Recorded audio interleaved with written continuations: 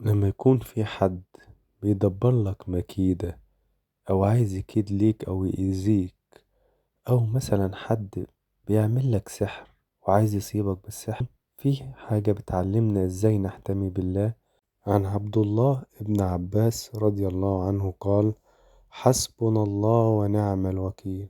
قالها سيدنا إبراهيم عليه السلام حين ألقي في النار، وقالها سيدنا محمد صلى الله عليه وسلم حين قالوا: إن الناس قد جمعوا لكم فاخشوهم فزادهم إيمانا وقالوا حسبنا الله ونعم الوكيل. حسبنا الله ونعم الوكيل، بيها بنحتمي بالله، وبيها يحصلنا الله ويحفظنا من كل سحر ومن كل ضر ومن كل حد عايز يأذينا بإذن الله. فالله خير حافظ وهو أرحم الراحمين.